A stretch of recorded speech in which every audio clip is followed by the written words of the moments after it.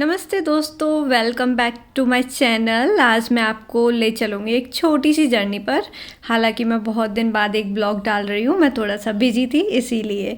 But मेरा आज का जो ब्लॉग है वो हम शुरू कर रहे हैं और ये है मेरी एक छोटी सी जर्नी जिसमें हम जा रहे हैं सूरत, जहाँ जा कर के हम अटेंड करने वाले हैं एक वेडिंग। हमारी सूरत वाली ट्रिप जिसमें था ट्रैवल, फन, शॉपिंग और एक डांडिया नाइट। उसके साथ साथ हमने अटेंड की थी गुजराती बारात और गुजराती कल्चर पूरा, उसमें किस तरीके से एक प्रोग्राम अटेंड किया हमने वो मैं पूरा आपको इस ब्लॉग में आगे दिखाऊंगी। तो मेरे साथ पूरे ब्लॉग में बने रहें। फ़िलहाल हमने ट्रेन से ही जर्नी स्टार्ट की थी, तो हम ट्रेन में चढ़ गए थे। हालांकि हम ट्रेन में बहुत ज़्यादा जल्दी आ गए थे, तो अभी ट्रेन पूरी खाली थी, कोई नहीं था। तो मैं पूरी ट्रेन में ऐसे घूम रही थी, आगे पीछे सब देख रही थी कि हम अकेले ही हैं और हम अकेले जाने वाले हैं, पर ऐसा नहीं है। तो सब कुछ शुरू हुआ रात को। हम ट्रेन से निकले सूरत के लिए। सुबह सुबह जब आँख खुली तो हम सूरत स्टेशन पहुंच गए थे। अर्ली मॉर्निंग हमें ट्रेन ने पहुंचा दिया था और यहाँ पे मे भी थोड़ा सा हल्का सा बारिश वारिश भी हुई थी और यहाँ पे बहुत ज़्यादा भीड़ थी। स्टेशन से बाहर निकल के हमने ऑटो बुक किया क्योंकि नियर बाय ही हमें जाना था। स्टेशन के बहुत नज़दीक ही हमारा होटल था जो बुक किया गया था। तो हम बाय ऑटो स्टेशन से अपने होटल तक पहुँचे। हमें लग रहा था कि सूरत में बहुत ज़्यादा ठंडी होगी और हम जैसे हमें राजस्थान में हमारे लिए बहुत सर्दी थी, हल्की सर्दी आ चुकी थी कि नाइट में और अर्ली मॉर्निंग थोड़ा ठंड रहता है इधर। तो हमें लगा कि उधर भी वैसा ही मौसम रहेगा, तो हम उसके अकॉर्डिंगली बहुत सारे कपड़े जो है उठा के ले गए थे और हमारे पास लगेज भी बहुत ज़्यादा हो गया था। लेकिन जब वहाँ जाके देखा तो मौसम बिल्कुल ही नॉर्मल था और मतलब ठीक था कि हमें विंटर के कपड़े पहनने की इतनी ज़रूरत नहीं पड़ी, नॉर्मल था।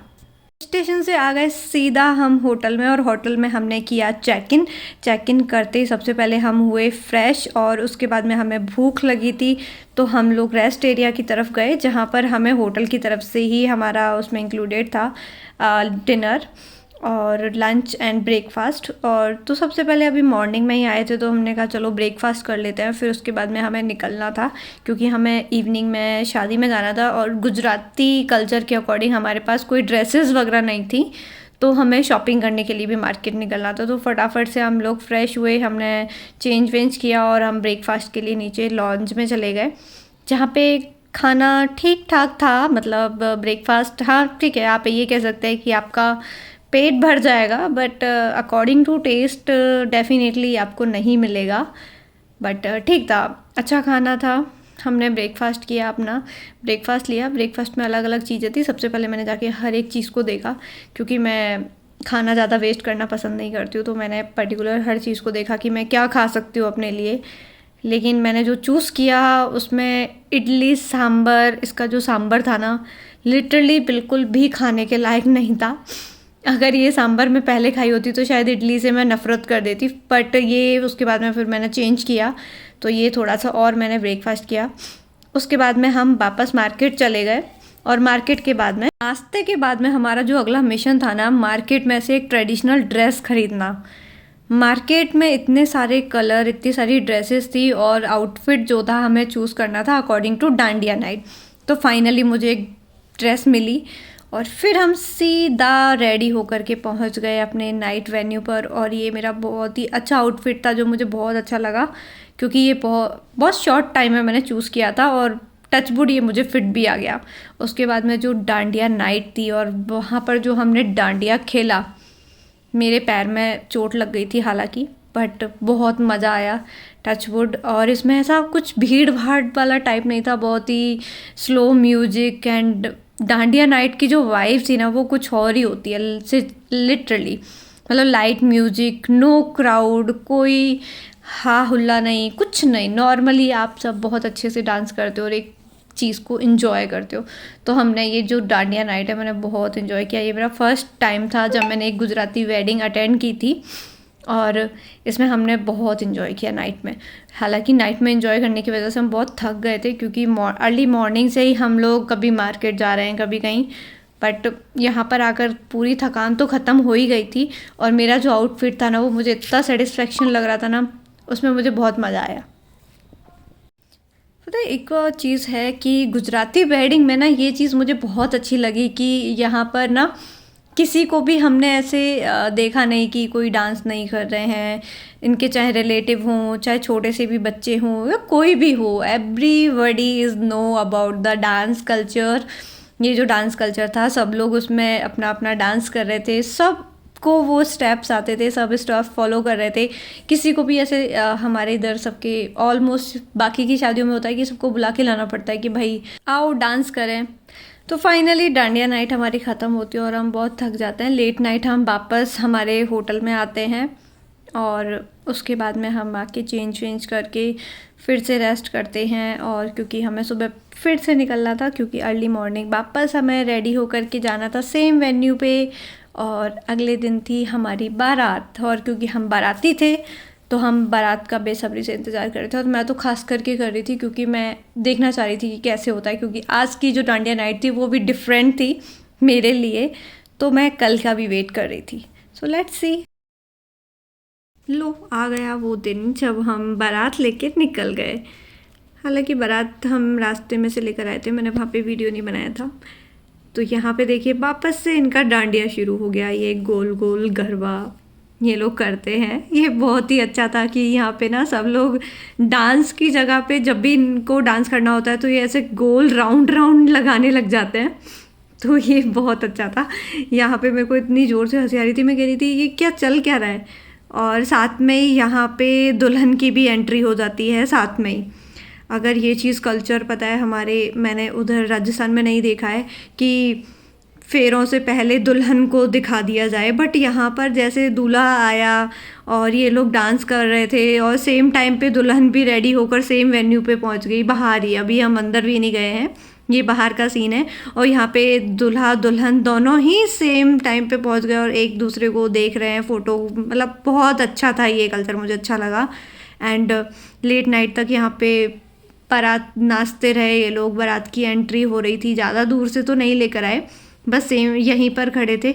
दुल्हन आई, उनके साथ में फ़ोटोज़ वगैरह हुआ और बस इनके जो रिचुअल्स थे वो बाहर ही हो रहे थे। ज़्यादा रिचुअल्स नहीं होते हैं, मे बी गुजरातियों में बहुत ही कम रिचुअल्स होते हैं। ये देखिए यहाँ पे जब एंट्री होती है अंदर दूल्हे की तो इस तरीके से इनकी सारी छोटी छोटी सालियाँ हैं जो इनका वेलकम करती हैं। कुछ चांदी के इनके ऊपर जो सर के ऊपर रखे हुए हैं गड़वे, इनमें से कुछ उनको पिलाती हैं, मतलब देती हैं उनके हैंड में। ज़्यादा रिचुअल्स नहीं होते हैं जैसे अपने राजस्थान में होते हैं कि भाई बहुत लंबी बारात लेके आनी है। और ये इनके गेट पे बारात थी, इन्होंने यहीं पे डांस किया, यहीं पे एंजॉय किया। दुल्हन आई, उसने भी फोटोग्राफी कराई और फिर उसके बाद में वो भी अंदर उसको ले गए। बाद में दूल्हे राजा की एंट्री करवाई। सिंपली इन्होंने गेट पर इस तरीके से एंट्री हुआ और इसमें कोई भी ज़्यादा रिचुअल्स नहीं थे, कोई भी भीड़ भाड़ नहीं थी। किसी को भी ऐसे नहीं था कि नहीं मुझे आगे आना है, मुझे देखना है, धक्का मुक्का कुछ नहीं। बहुत ही सिंपल और बहुत ही पेशेंस के साथ में लोग खड़े थे। जहाँ खड़ा था और जिसको जहाँ जगह मिल रही थी वो वहाँ से अपना रिचुअल्स जो है इन्जॉय कर रहे थे। ये चीज़ मुझे बहुत अच्छी लगी। नहीं तो मैंने ज़्यादातर राजस्थान की जितनी भी वेडिंग्स मतलब जो इनकी हैं उनमें यही था कि लोग बहुत ज़्यादा भीड़ भाड़ कर देते हैं एकदम से। बट ये मुझे बहुत अच्छा लगा। ये देखो कुछ तो रिचुअल्स था, मुझे समझ में नहीं आया बट इज़ लाइक गुड। और सबसे अच्छा मुझे ये लगा कि यहाँ पर मिलनी इस तरीके से होती है कि एक तरफ जेंट्स होते हैं तो सबसे पहले जेंट्स की एंट्री होती है, 1 बाय 1 लाइन लगा के ये लोग जा रहे होते हैं और सबसे हैंडशेक कर रहे होते हैं। इसको मिलनी बोलते हैं गुजरात में।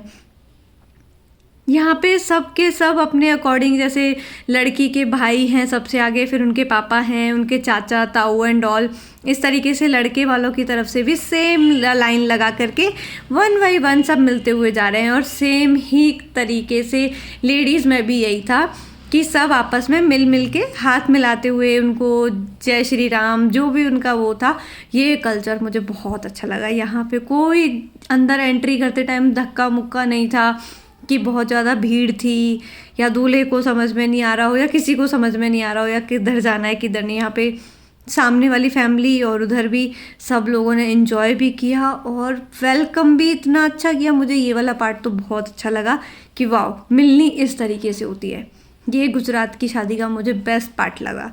बाकी का तो फिर अभी एंट्री हो ही रही है, दूल्हे राजा को लेके जा रहे हैं उनके दोस्त यार भाई बंदोबस्त नाचते हुए। ये तो हर जगह ही होता है कि ढोल बजे और सब नाच रहे हैं, दूल्हे राजा आ रहे हैं। ठीक है, आगे देखते हैं। इसी तरीके से पूरी वेडिंग है। यहाँ पे ज़्यादा गुजराती शादी में ज़्यादा रिचुअल्स नहीं होते हैं इनके। मैंने ये नोटिस किया है कि दरवाजे पे जैसे राजस्थानी लोगों के होते हैं, बट गुजरात में मैंने बहुत कम रिचुअल्स देखे हैं। अभी जैसे ये लोग एंट्री करेंगे तो इनका नॉर्मली जैसे ये लोग जा रहे हैं वैसे ही है, स्वागत होगा। एक बहुत ही अच्छे तरीके से स्वागत किया था अंदर। मतलब कुल मिला के हम ये कह सकते हैं कि बहुत ही सिंपल है ये वेडिंग और बहुत ही अच्छे रिचुअल्स हैं। हमें कुछ चीज़ें अडॉप्ट करनी चाहिए गुजराती वेडिंग से, मे बी, अगर किसी को लगता है तो। बाकी अगर कोई गुजरात से है तो मुझे बता सकते हैं कि क्या ये इतने ही कल्चर हो, मतलब रिचुअल्स होते हैं या फिर इन्होंने फॉलो नहीं किए जिनकी शादी में हम गए थे। मे बी हो सकता है और भी हो, बट हमने क्या है वेन्यू टू वेन्यू अटेंड किया था। हमने घर के रिचुअल्स उनके जो हैं वो अटेंड नहीं किए थे। तो जहाँ पे मैरिज होम था, इन्होंने जो वो होटल्स बुकिंग किए थे, हमने वहीं के रिचुअल्स देखे थे। मे भी हो सकता है घर पे कोई और रिचुअल्स भी किए हों, बट हमारे सामने, और ये उनका मंडप था हमारे सामने, इतना प्यारा मंडप सजाया था। इसमें भी बहुत अच्छे तरीके से यहाँ पे वेडिंग जो है इनकी शादी संपन्न जिसे कहते हैं। ये देखिए, राजाओं की तरह दूल्हे को बुलाया गया था, अंदर लाया गया। ऐसे वो कौन सा होता है, राजाधिराज पधार रहे हैं।